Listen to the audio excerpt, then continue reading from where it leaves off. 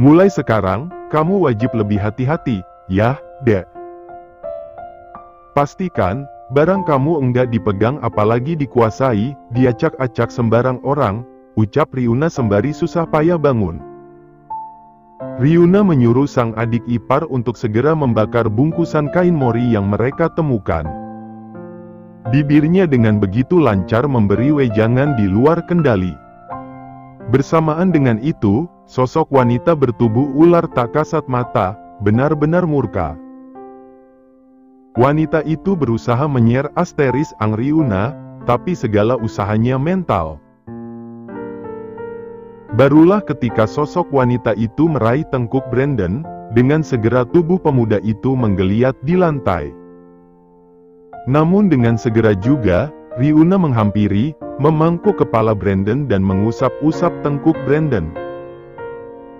Detik itu juga si wanita ular meraung-raung kesakitan sekaligus kepanasan.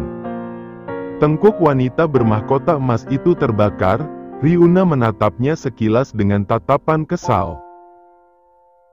Sakit, Mbak. Sakit banget. Panas. Ini aku sebenarnya kenapa? Raung Brandon yang untuk pertama kalinya bersuara banyak dan itu karena kesakitan. Sekitar 15 menit kemudian, Ryuna dan Brandon sudah ada di sebelah dapur restoran mereka berada.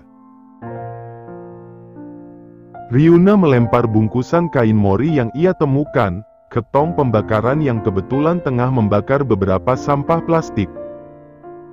Hingga dengan cepat, bungkusan yang ia lempar juga langsung terbakar.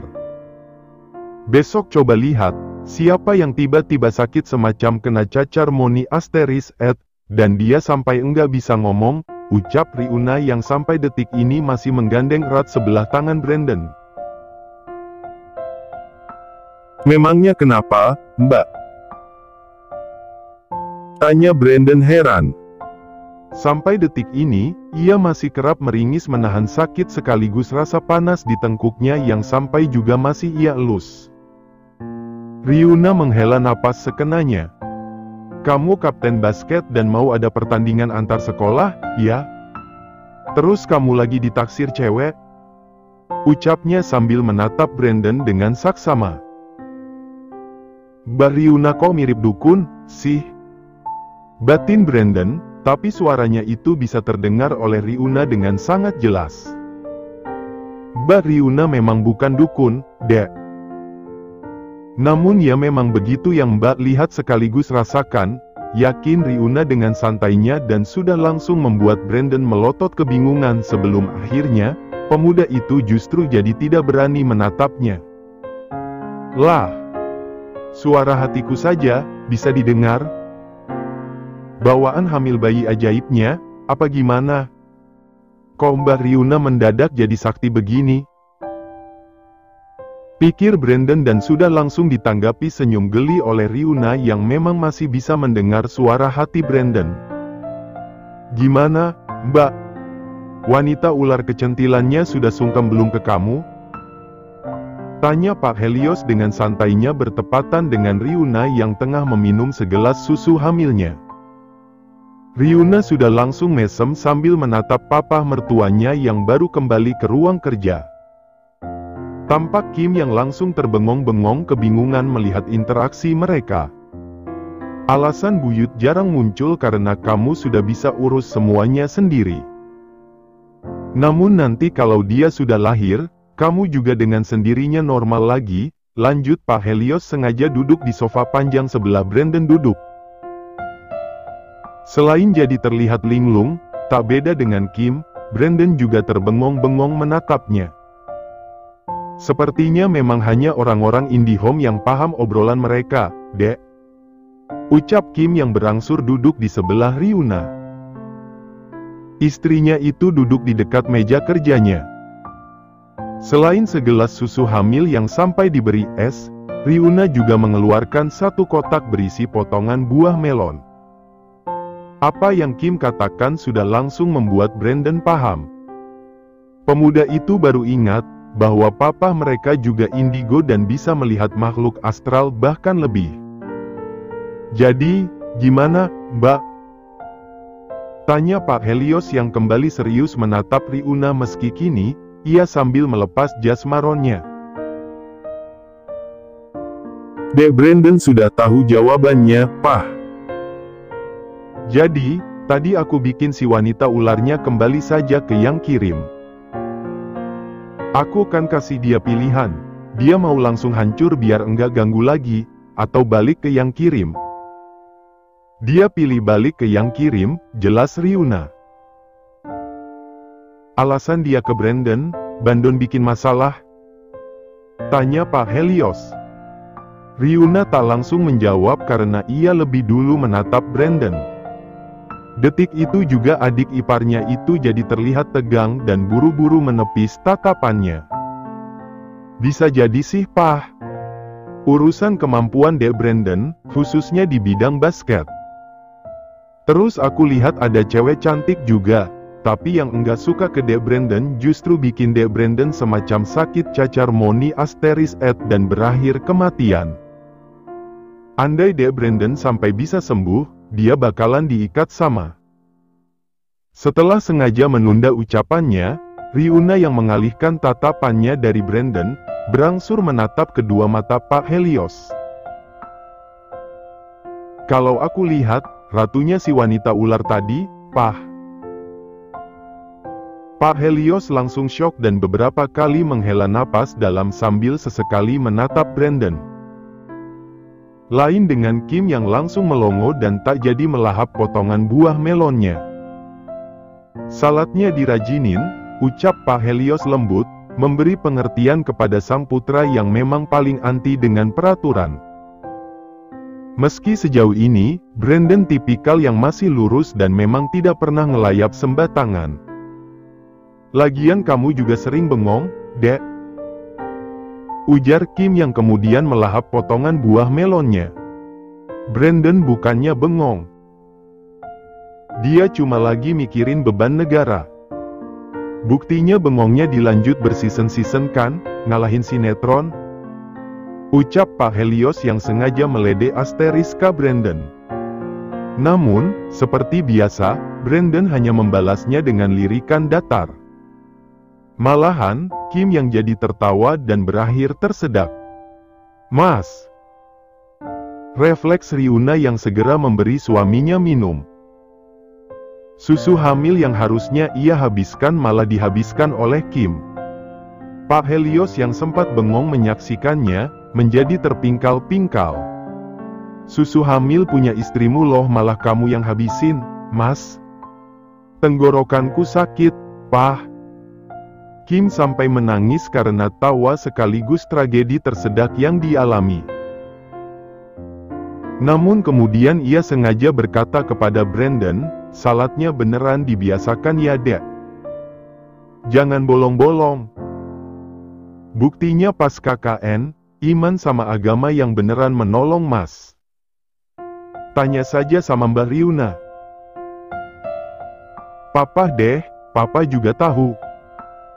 Di tengah keseriusan yang menyelimuti kebersamaan kini, dalam hatinya Riuna berkata, awalnya, kelebihan yang mendadak kumiliki ini beneran jadi beban.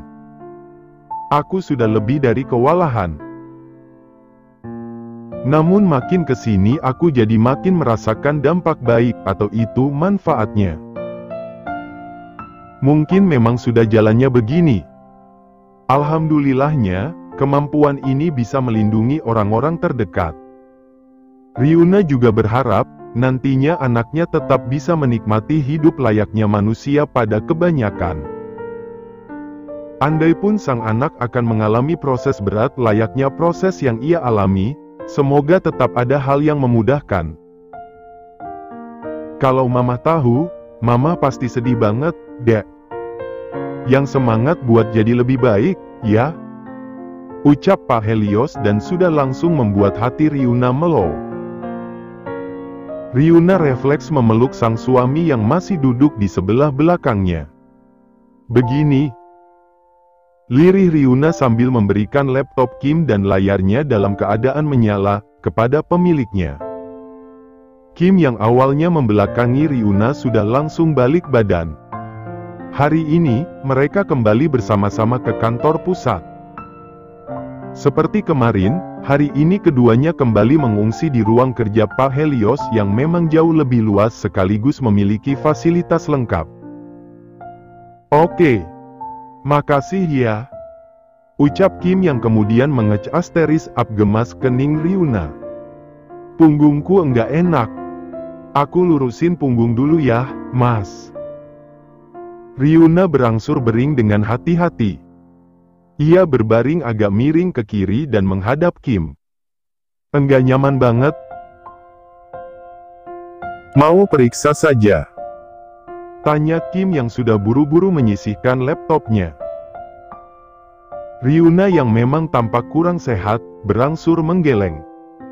Kan memang jadi aktif banget kalau kita lagi duaan, Mas.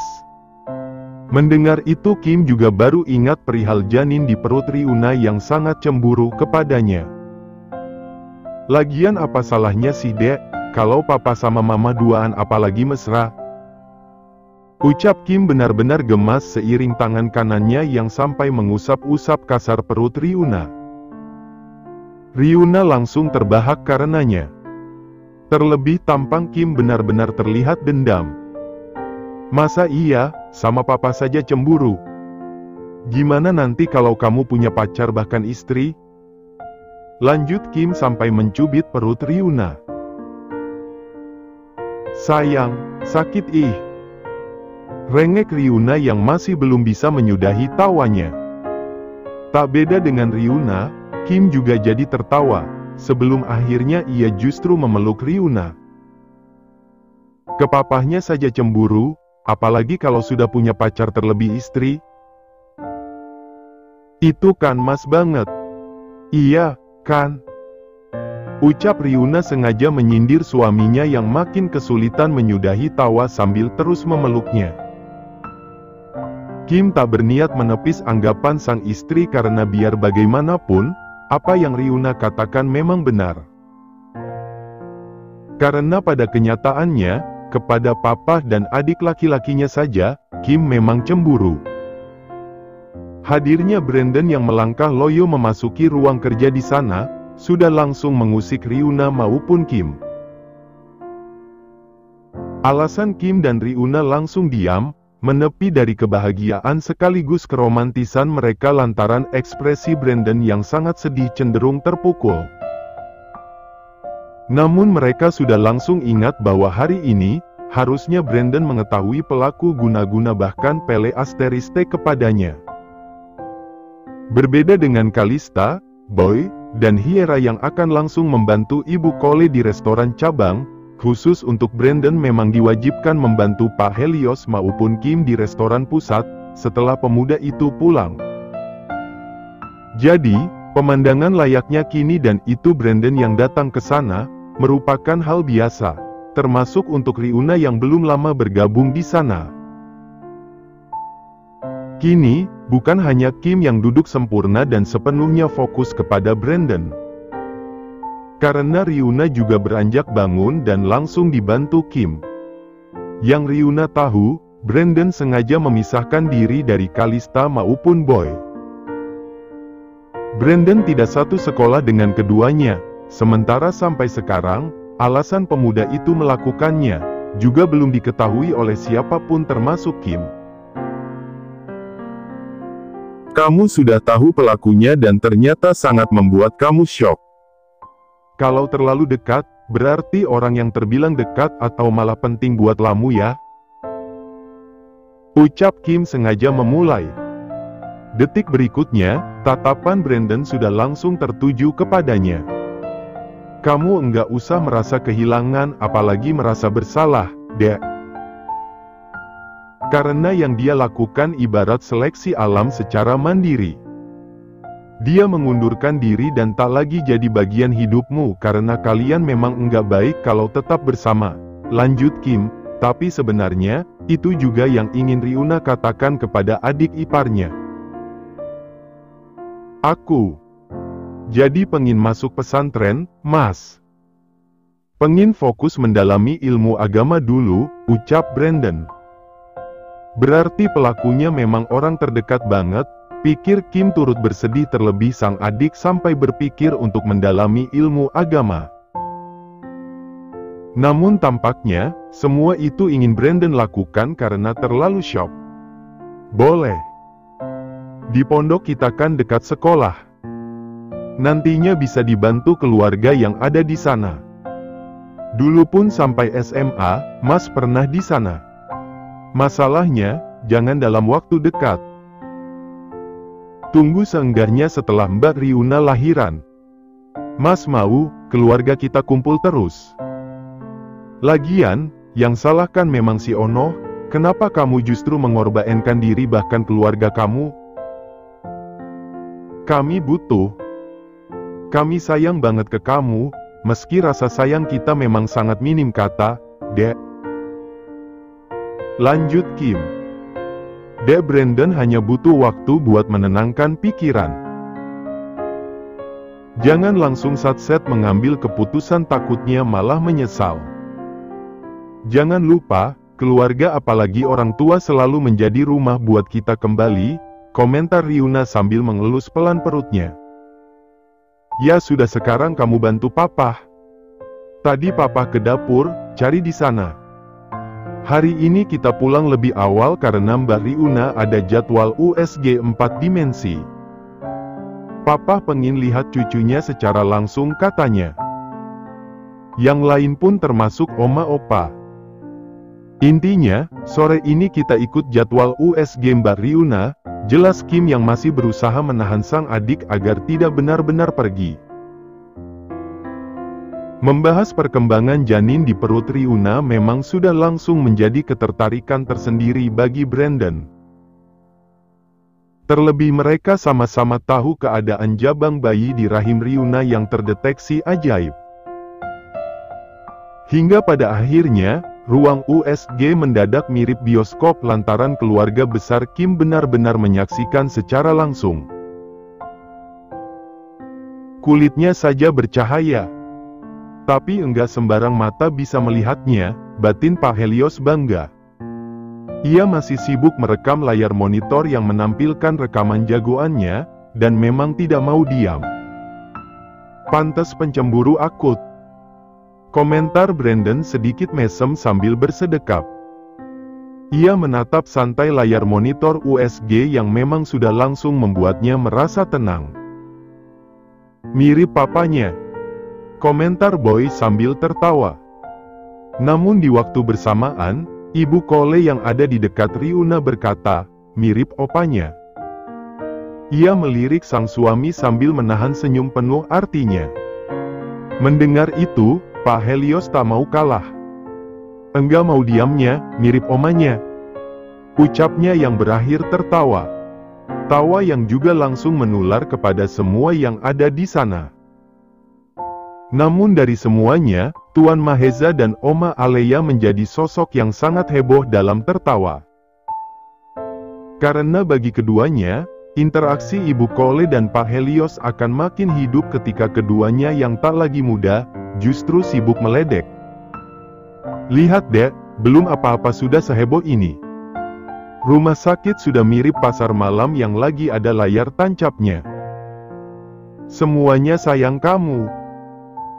Uncle Brandon yang terlalu lempeng saja bisa senyum bahkan ketawa kalau sudah bahas kamu. Ya, meski beberapa penampakan masih saja sibuk cari perhatian, batin Riuna yang jadi makin cuek pada penampakan makhluk astral dan masih kerap datang. Namun dari semua makhluk tak kasat mata yang masih berdatangan, kebanyakan dari mereka tampak sangat iri sekaligus marah kepada Riuna. Siap-siap bikin kamar baby boy ya, Opa. Manis Ibu Kole sembari membersihkan perut Riuna dari cairan bekas USG, menggunakan tisu. Opa apa Haraboji? Ucap Kalista sengaja menyindir sang mamah yang memang sangat maniak Korea. Sementara maksud Haraboji sendiri merupakan panggilan untuk kakek. Karenanya, bukan hanya Ibu Kole berikut orang tuanya yang tertawa. Sebab Pak Helios yang sedikit banyaknya sudah paham juga sampai tersipu malu.